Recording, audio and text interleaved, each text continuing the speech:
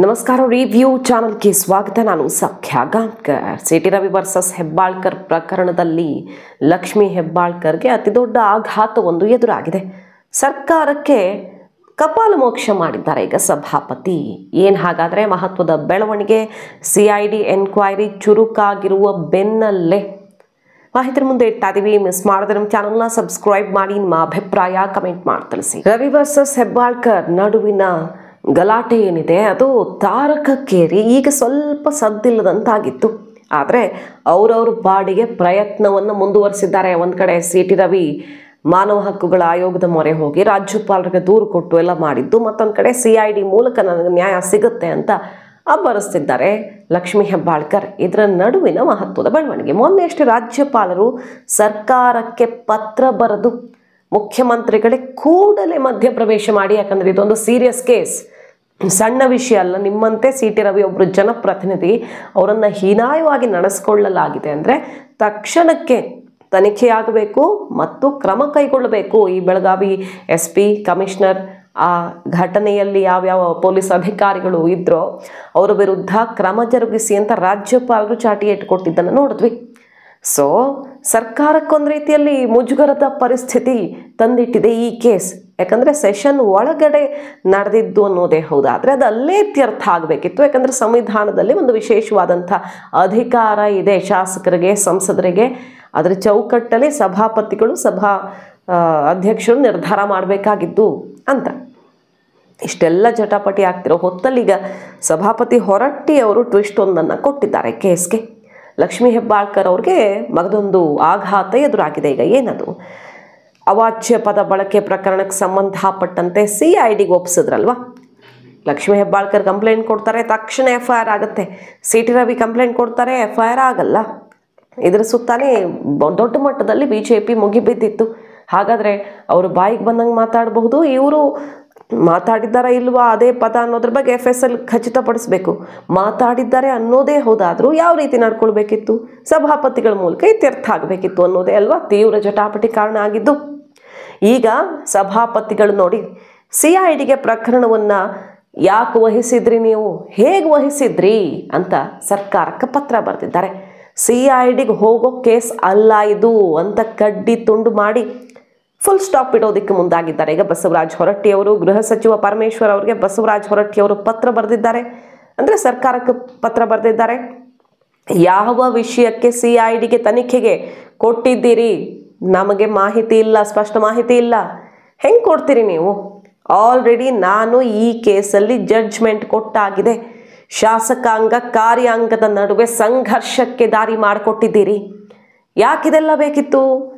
ಈಗ ಶಾಸಕಾಂಗಕ್ಕೆ, ಶಾಸಕರಿಗೆ ಒಂದು ವಿಶೇಷವಾದ ಅಧಿಕಾರ ಅಂತಿಲ್ವ? ಹಾಗಾದರೆ ಸಂವಿಧಾನದ ಚೌಕಟ್ಟಲ್ಲಿ ಅದೆಲ್ಲವನ್ನು ಮೀರಿ ನೀವು ವರ್ತಿಸ್ತೀರಾ ಅಂತ ಈಗ ಸರ್ಕಾರಕ್ಕೆ ಸೆಡ್ಡು ಹೊಡೆದು ಕಪಾಳ ಮೋಕ್ಷವನ್ನು ಮಾಡಿದ್ದಾರೆ ಬಸವರಾಜ ಹೊರಟ್ಟಿಯವರು. ಸದನದಲ್ಲಿ ನಡೆದ ಘಟನೆಯನ್ನು ಚರ್ಚಿಸೋದು, ಮುಕ್ತಾಯ ಮಾಡೋದು ಎಲ್ಲ ನಮ್ಮ ಕೆಲಸ.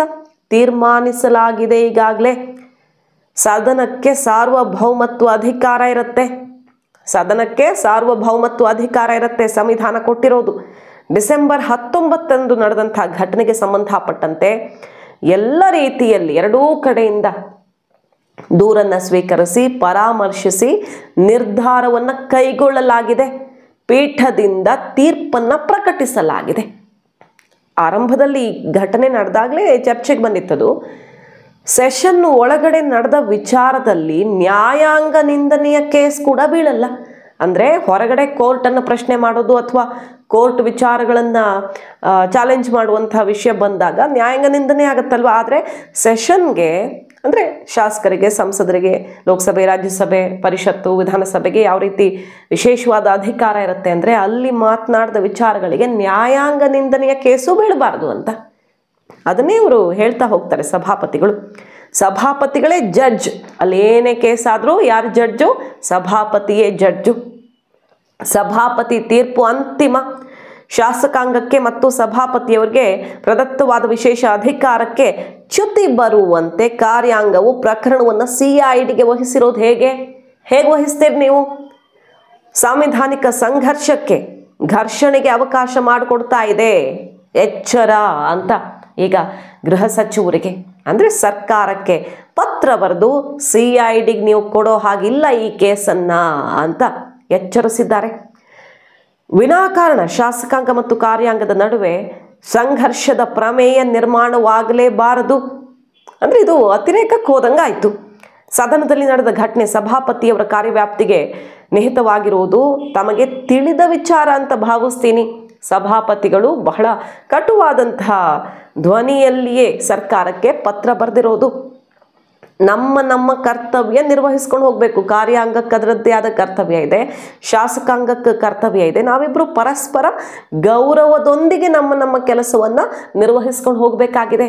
ಬಿಟ್ಟರೆ ಮತ್ತೊಬ್ಬರ ಕೆಲಸದಲ್ಲಿ ತಲೆ ಹಾಕಬಾರದು ಅಂತ ಅರ್ಥ ಈ ಸ್ಟೇಟ್ಮೆಂಟ್. ಸಭಾಪತಿಗಳು ಹೇಳ್ತಿರೋದೇನು, ತಾವು ಕೂಡ ಸಂವಿಧಾನದ ವಿವಿಧ ಸಂಸ್ಥೆಗಳಲ್ಲಿ ಕಾರ್ಯನಿರ್ವಹಿಸಿದ ಅನುಭವ ಉಳ್ಳವರು, ಹಾಗಾಗಿ ಸಂವಿಧಾನದ ಅಡಿಯಲ್ಲಿ ಕರ್ತವ್ಯ ನಿರ್ವಹಿಸ್ತೀರಿ ಅನ್ನೋ ವಿಶ್ವಾಸದಲ್ಲಿ ಈ ಪತ್ರ ಬರಿತಾ ಇದ್ದೀನಿ.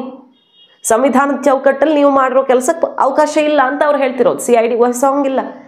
ಅದನ್ನು ನೀವು ಅರ್ಥ ಮಾಡ್ಕೊಳ್ತೀರಿ, ನಿಮಗಷ್ಟು ಅನುಭವ ಇದೆ ಅಂತ ನಾನು ಭಾವಿಸ್ತೀನಿ. ಸಭಾಪತಿಗಳು ಹೇಳಿರೋದು ಇದು.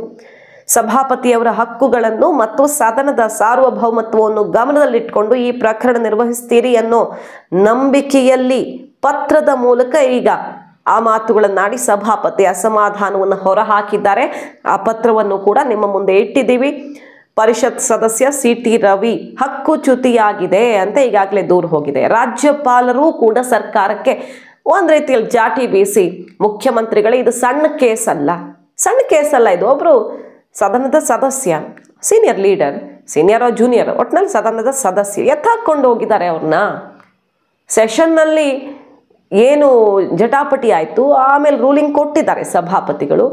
ದಾಳಿ ಆಗತ್ತೆ, ಪೆಟ್ಟು ಬೀಳುತ್ತೆ, ರಾತ್ರಿ ಇಡೀ ಅಲಿಸ್ತಾರೆ, ಕ್ರಷರ್ ಹತ್ರ ಕ್ವಾರಿ ಹತ್ರ ತಗೊಂಡು ಹೋಗಿ ನಿಲ್ಲಿಸ್ಕೋತಾರೆ, ಕಬ್ಬನ ಗದ್ದೆ ಹತ್ರ ನಿಲ್ಲಿಸ್ತಾರೆ. ಒಂದು ರೀತಿ ಸುಪಾರಿ ಕಿಲ್ಲಿಂಗ್ ಥರ ಪೊಲೀಸರೇ ಆ್ಯಕ್ಟ್ ಮಾಡಿದ್ದಾರೆ. ಸುಪಾರಿ ಕಿಲ್ಲರ್ಗಳ ಥರ ಹೆಣನ ಚಿಕ್ಕಮಗಳೂರು ಕಳಿಸ್ಕೊಡ್ತೀನಿ ಅನ್ನೋ ರೀತಿಯಲ್ಲಿ ಬೆದರಿಕೆ ಹಾಕಿದ್ದಾರೆ.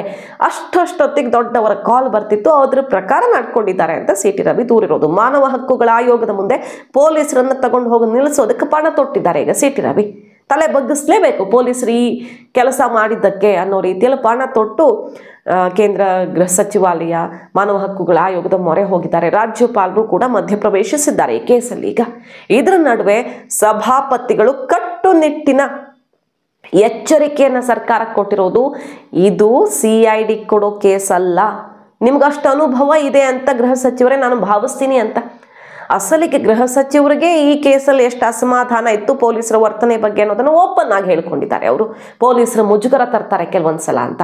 ಮತ್ತು ನನಗೆ ಮಾಹಿತಿ ಇಲ್ಲ, ಮಾಹಿತಿ ಪಡ್ಕೊಳ್ತೀನಿ, ರವಿ ಅವರನ್ನು ಸುತ್ತಾಡಿಸುವ ಏನು ಕೆಲಸ ಮಾಡಿದ್ದಾರೆ ಅದ್ರ ಬಗ್ಗೆ ಮಾಹಿತಿ ಇಲ್ಲ, ಮಾಹಿತಿಯನ್ನು ಪಡ್ಕೊಳ್ತೀನಿ ಅಂತ ಹೇಳುವ ಮೂಲಕ ಗೃಹ ಸಚಿವರ ಆಜ್ಞೆಯ ಮೇರೆಗೆ ಪೊಲೀಸರ ಕೆಲಸ ಮಾಡಿಲ್ಲ, ಬದಲಾಗಿ ಬೇರೆಯವರ ಆಜ್ಞೆಯನ್ನು ಪಾಲಿಸಿದ್ದಾರೆ ಅನ್ನೋದು ಕ್ಲಿಯರ್ ಆಗಿತ್ತು. CT ರವಿ ಅವರು ಲಕ್ಷ್ಮೀ ಹೆಬ್ಬಾಳ್ಕರ್ ಮತ್ತು DK ಶಿವಕುಮಾರ್ ಇನ್ಸ್ಟ್ರಕ್ಷನ್ ಮೇರೆಗೆ ಎಲ್ಲ ನಡೆದಿದೆ ಅನ್ನೋದನ್ನು ಹೇಳಿದರು. ಕಂಪ್ಲೇಂಟ್ ಕೊಟ್ಟಿದ್ರು. ಕಂಪ್ಲೇಂಟಲ್ಲೂ ಕೂಡ ಮಾನವ ಹಕ್ಕುಗಳ ಆಯೋಗಕ್ಕೆ ರಾಜ್ಯಪಾಲರಿಗೆ ಕೊಟ್ಟ ಕಂಪ್ಲೇಂಟಲ್ಲಿ ಹೆಸರೇ ತಗೊಂಡಿದ್ದಾರೆ DK ಶಿವಕುಮಾರ್ ಅಂತ ಮತ್ತು ಲಕ್ಷ್ಮೀ ಹೆಬ್ಬಾಳ್ಕರ್ ಅಂತ CT ರವಿ ಅವರು. ಹಾಗೆ ಸತೀಶ್ ಜಾರಕಿಹೊಳಿ ಬೆಳಗಾವಿ ಉಸ್ತುವಾರಿ ಸಚಿವರು ಕೂಡ ಅಸಮಾಧಾನ ಹೊರಹಾಕಿದ್ರು. ಇಂಥದ್ದೆಲ್ಲ 1000 ಗಟ್ಟಲೆ ಕೇಸ್ ಆಗಿದೆ. ರಾಜ್ಯಸಭೆ, ಲೋಕಸಭೆ, ವಿಧಾನಸಭೆ, ಪರಿಷತ್ತಲ್ಲಿ 1000 ಗಟ್ಟಲೆ ಇಂತಹ ಬೈಗುಳದ ಕೇಸ್ಗಳಾಗಿವೆ.